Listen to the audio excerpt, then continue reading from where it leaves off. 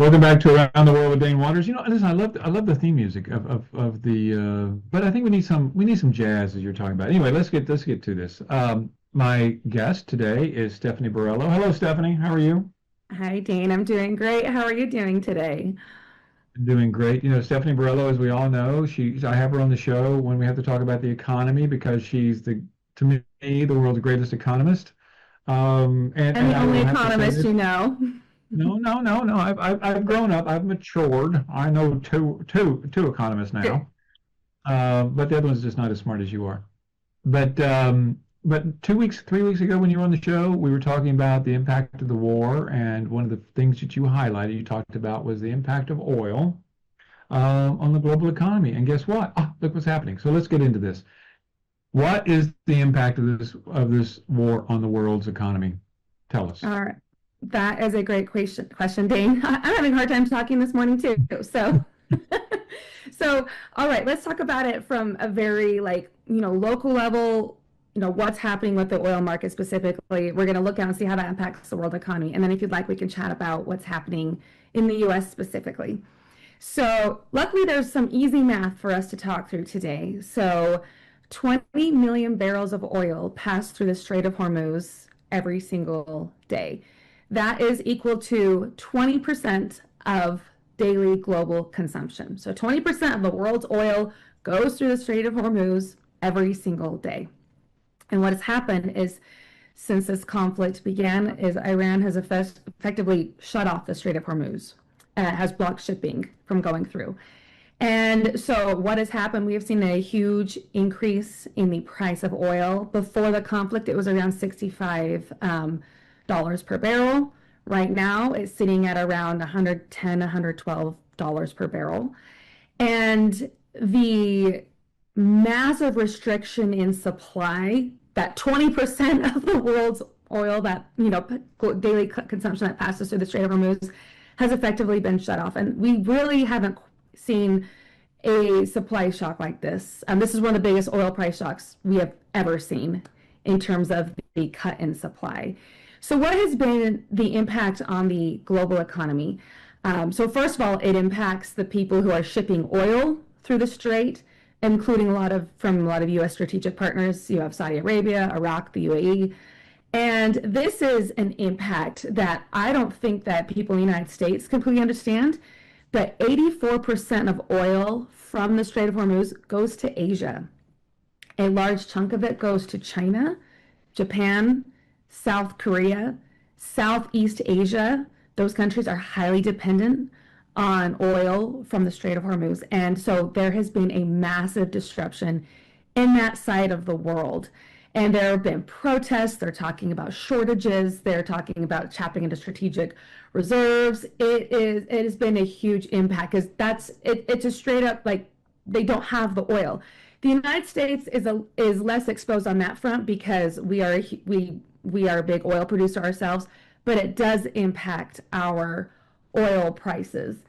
Also, what's interesting is a huge percent of the world's, I think like 20% of the world's natural gas also passes through the Strait of Hormuz, which impacts Europe as well. And then so that's oil, so it has really filtered through the whole world economy. Obviously, energy prices, gas prices are up. In the United States, gas prices are up about $1 per gallon. Diesel prices are up in the United States over $1 per gallon, and diesel powers every truck, every tractor, every ship, and every crane. And so I can go on more, but if you want to pause and ask some questions before I dive into more in-depth Well, economic yeah, yeah, impacts. yeah. Let me do that. So let's talk about, okay. So what I want the world to understand is that, okay, so 20%. This war has been going on for 4 weeks now, right? 4 weeks. So 4 weeks of 20% of the world's oil not getting out. Now, and when prices, we talked about this before, when prices are increased at the pump, okay, they increase the price at the pump in order to put money into their bank account. So expecting that the future cost of what they purchase to replace what's in the ground or what they're selling you they have the money necessary to buy. So basically, when you're at the pump now and paying, I don't know, $4 or $5 a gallon or $10 a gallon in California, you know, what you're buying out of the ground didn't cost them $10. It's just they're estimating that in the future it's going to cost them that much more, which is why they have to charge you more now so they can buy it later. Is that correct? Yeah, it's this anticipation of it's this expectations, right? That prices are going to rise. But but at this point, 4 weeks into the conflict, like these are now real impacts, right? And especially in areas where they have a very severe actual shortage. But you're right. But as those prices go up, so in the United States, so on average, it's gone up from $3 a gallon to $4 a gallon, except for California. And Yeah. what is difficult though is when you have nobody likes shocks to the economy, right? And it's kind of funny, you look at, which recessions are man-made, right? Which ones are from the natural environment, whatever. And if there's a man-made like shock to the economy, you don't want an oil price shock. And that's a fancy word that we call stagflation. And that's when you have low growth and high prices. So it's like a double whammy. So what will happen is as people see these higher prices, they won't want to spend as much anymore. Businesses lose revenue to a recession. And it's not just gas prices and diesel prices, but as I mentioned, these are inputs into so many other industries. Another industry that I haven't mentioned yet is a good chunk of the world's fertilizer actually passes through the Strait of Hormuz as well. Fertilizer goes into food production, right? So right now we're in planting season, and so that means that there will likely be higher food prices as if this conflict continues to perpetuate. So we're seeing it through, shipping channels, through construction channels. Like I said, every crane is powered by diesel, and transportation channels, and it really feeds into so many sectors of the economy in the United States and elsewhere as well. And so, Let me ask you this question real quick, if I can. So yeah. we talk about one thing that we talk about China. You mentioned China in the beginning. Well, a lot of people are worried about the Chinese economy because they get most of their oil from two places, Iran and Venezuela. Okay, they're not getting Venezuelan oil and they're not now getting Iranian oil. So there's a lot of concern that the Chinese economy is going to take a tremendous hit because they don't have the ability for power, for energy. They don't. Which economy has a greater impact on the global economy? Is it the Chinese economy going poorly or the U.S. economy going poorly? That's a really great question. I'm both, I would say. We're all intertwined together. You know what I mean? Like if Yeah. the Chinese have a hard time, we have a hard time. If we have a hard time, they have a hard time. Um, yeah, and I guess you would probably have to look. I mean, the impacts would depend on the degree of the trade relationships that countries have with each other. So it may vary by region and by country, but yeah, I think both are significantly negatively impacted by what is going on right now, and both have massive ramifications and massive potential geopolitical ramifications. Well, so let's play this out. So let's say that the war were to end tomorrow, which it's just not, but let's just say it was. I mean, has after a month of this, how long would it take for the world's economy or the U.S. economy specifically and the world's economy to get back in shape? I mean, it won't be instantaneous, right? I mean, for us, because we are a big oil producer and we are not reliant on oil from the Strait of Hormuz, our prices could adjust relatively quickly, right? Because we have the supply, and I don't know if you've seen, but the price of oil has fluctuated very much in response to signals from the administration. So I think in the United States there would be damage done, but it could be but we could recover. What is difficult is you don't want it to spiral, right? And the question is, are we going to get to a point in which the economy spirals and people cut back spending? Businesses have to lay off people cut back more spending because they don't have jobs, and it kind of spirals into a recession. So if things could be resolved before that tipping point, then the U.S. could recover. If not, we could very well have a recession related to this crisis because we already have a weak Well, economy. Yeah. yeah. Well, I'm going to come back to the U.S., but I mean, there's an airline, for example, in Asia, a couple of airlines, smaller airlines in Asia, who are actually telling their passengers that have already booked tickets, saying, "Listen, if you have to pay us more, or we're going to cancel your ticket because they just can't afford to fly." And so Yeah. the impact is, and then and then once again, if a consumer isn't going from point A to point B, and the business isn't taking place, so yes, the impact is going to be extraordinary. And then even when you talk about the U.S., you talk about, oh yeah, we're an oil producer. It doesn't necessarily impact us as much as it does the rest of the world. But the impact on Americans, right, is that all the companies around the world who had to pay extra, so the cost of goods to us is going to be more because they had to spend more to produce those goods, correct? Right, exactly. And even though, okay, we may say, okay, the United States, we have the oil supply, but we still participate in the global market for pricing, right? The price is determined at a global level, not at the American level. And so, like, American producers, American consumers, we are price takers when it comes to oil, and especially in the short run. So, yes, it will feed into higher prices for so many goods, and that further puts upward pressure on inflation. We've been running closer to 3% inflation than the Federal Reserve's goal of 2%. And last month in February, there were actually 90,000 jobs lost in the US economy. So we're having some red flags coming up in the US economy right now. And then to put this on top of it is makes it for a very precarious situation when it comes to the economy. And what is also, I will say this real quickly, what's hard so stagflation, as I mentioned, is when you have higher prices and lower growth, and it's like this duo that you don't want. And that's because whenever you have this kind of illness in the economy, if you will, there's not a lot of medicine that you can do to treat it because the tools that the government would typically use to treat a recession, say with lower interest rates or with fiscal stimulus, those two tools actually also put upward pressure on inflation as well by nature. And so the government doesn't want to add to add fuel to the inflation fire, right, into the inflation risk. So you've even seen the Federal Reserve has signaled like aren't as willing right now to cut interest rates as they would have been, before the conflict began because of the risk to inflation. Well, you talk about illness. I'm just going to say Trump is a cancer on the economy. I just want to say that, which it can't be cured. It can't be cured. I'm just kidding. I shouldn't say such things like that.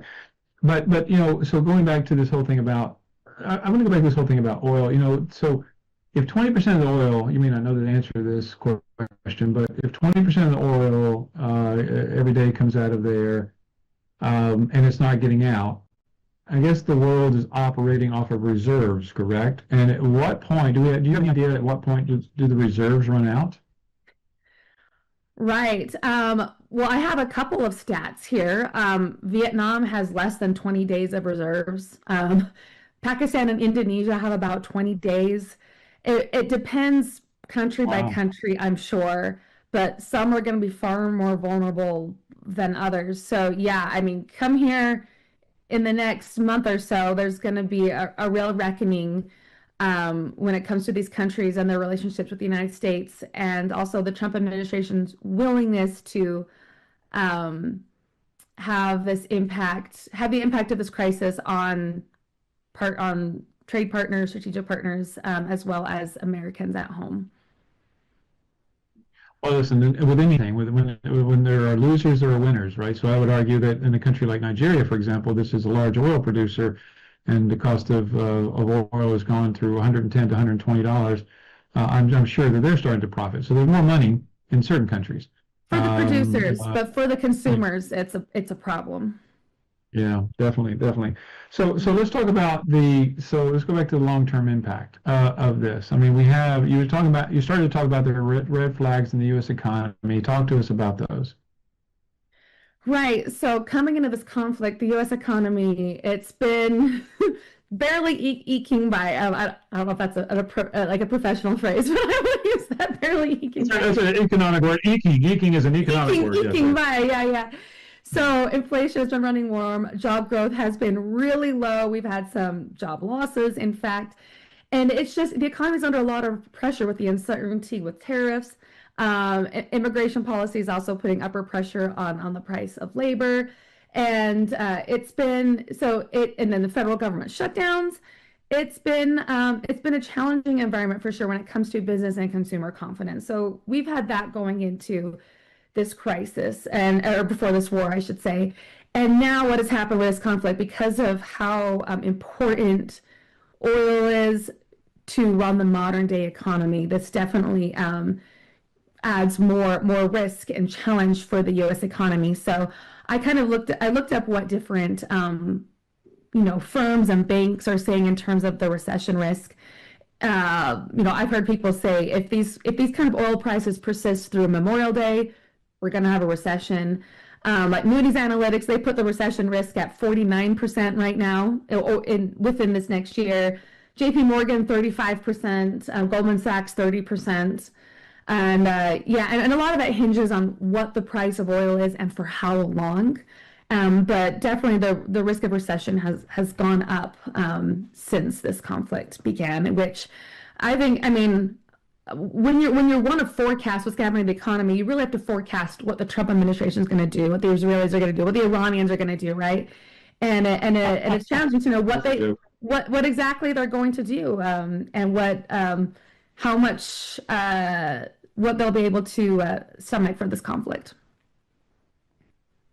Well, I don't think even a crystal ball can predict what the Trump administration is going to do about anything. So, it's just that's impossible. But here's the other thing. So now President Trump is now talking about the possibility of totally destroying the Iran's infrastructure and destroying they're basically destroying, taking Kharg Island, which is where 90% of the oil is exported from, destroying all the infrastructure. So what would be the impact if they destroyed? I mean, it's one thing that 20% of the oil flows through the Hormuz Strait,